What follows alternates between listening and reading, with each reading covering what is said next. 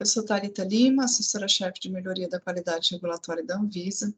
Vou fazer uma apresentação para vocês a respeito da proposta de orientação de serviço, que dispõe sobre o fluxo regulatório e os procedimentos para os assuntos de autorização periódica.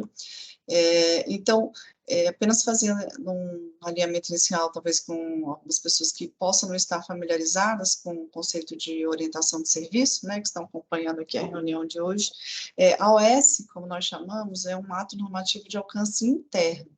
Ela traz um detalhamento de normas, de procedimentos, no âmbito das competências das unidades organizacionais da Anvisa. Tá? Então, essa OS, esse assunto que está sendo discutido hoje aqui, apesar de sim ser de interesse da sociedade, né, que acompanha esse processo regulatório de atualização periódica, essa OS ela não está gerando nenhuma obrigação para o setor produtivo, está apenas trazendo o procedimento interno de tramitação desses processos regulatórios. Bom, a gente já tinha publicado em 2019, já havia, né, uma orientação de serviço, a OS 60, que trazia os procedimentos relacionados à atualização periódica. No entanto, em razão da publicação do decreto 10.411, né, o decreto de AIR, que foi publicado em 2020, entrou em vigor em abril de 2021, foi necessário fazer um alinhamento desses procedimentos, né? Então, a gente suspendeu ali temporariamente a OS, o fluxo de atualização periódica ele estava sendo adotado de acordo com o fluxo comum, e agora nós estamos atualizando essa OS para fazer, então, o alinhamento com o decreto e com a portaria também, o 62, com a OS 96, que a gente tem no âmbito da Anvisa, que estabelece o fluxo, né, dos processos regulatórios e as diretrizes de melhoria da qualidade regulatória.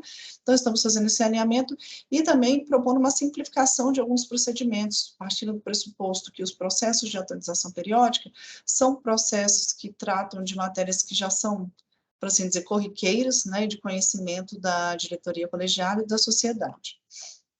Bom, então, a primeira mudança que a gente trouxe foi a respeito da simplificação do próprio reconhecimento do que é um assunto de atualização periódica. Então, a premissa é que é um conjunto, né, são conjuntos de instrumentos regulatórios organizados na forma de uma RDC principal e de uma instrução normativa secundária.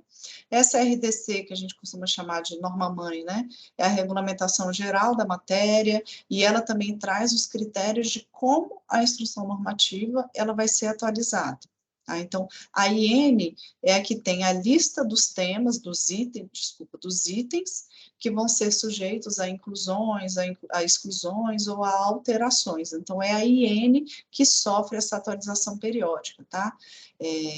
Bom, além disso, uma mudança que a gente fez em relação à orientação de serviço anterior foi excluir a periodicidade de atualização dessa IN para que fosse considerada uma atualização periódica. Então, não tem uma atualização mínima, né, mas existem aí um pressuposto de que uma atualização periódica é uma atualização mais recorrente do que um processo regulatório comum. Né? Também foi retirada a restrição relacionada a processos harmonizados no âmbito do Mercosul. Bom, outra mudança que foi feita visando a simplificação a respeito da junção do formulário de abertura e do parecer complementar. Né, esses instrumentos eles ainda aparecem de forma separada hoje na portaria 162, né, então a área preenche o formulário e quando há situações de dispensa, né, de AIR, de CP, de ARR, a área técnica faz um parecer fundamentando, né, de forma complementar as justificativas para essas dispensas.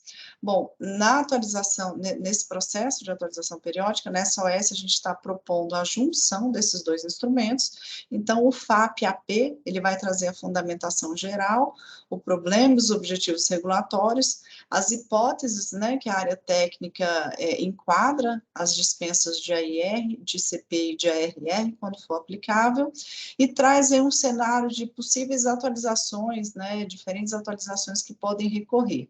Então, o FAP ele vai trazer a condição processual, vai ser exclusivamente voltado para essa questão regulatória do processo.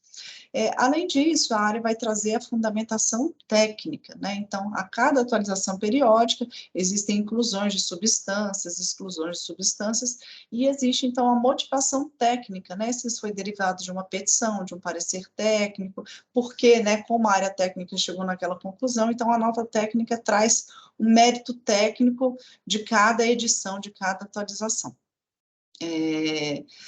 O que está sendo proposto também a respeito de mudança para fim de simplificação é a possibilidade de haver uma abertura única desses processos regulatórios. Então, a partir do momento que a diretoria colegiada aprovar a condição processual, né, vamos supor, dispensa de AIR, de CP, e isso, né, constar nesse formulário de que isso se aplica para todas aquelas atualizações subsequentes que virão, não vai ser necessária uma nova abertura, né? Então, no próximo processo, a área vai fazer apenas a nota técnica, esclarecendo que naquela atualização, tais e tais substâncias estão sendo incluídas, decorrentes de tais e tais processos, então ela vai trazer apenas a motivação técnica, né? A questão regulatória, ela está superada. E também apenas esclarecendo que essas exigências, né, de trazer essas hipóteses de dispensa, a fundamentação, a justificativa técnica, isso está previsto no decreto de AIR, então a gente está incorporando essa previsão legal. Bom, outra mudança que a gente está propondo, visando a simplificação e também considerando que são processos já mais corriqueiros, já conhecidos da diretoria e da sociedade, é de que haja relatoria do diretor supervisor, tá? Sem haver a necessidade de sorteio, como a gente faz com os processos aí comuns, que não são de atualização periódica. Também está sendo prevista a possibilidade da pauta conjunta, né? Tanto da abertura quanto do ato normativo, já no caso da atualização periódica e no caso das dispensas de AIR e de consulta pública, né, então já pode ser deliberada a abertura e o ato normativo, ou quando não houver dispensa de CP, houver apenas dispensa de AIR, pautar conjuntamente tanto a abertura do processo quanto a consulta pública.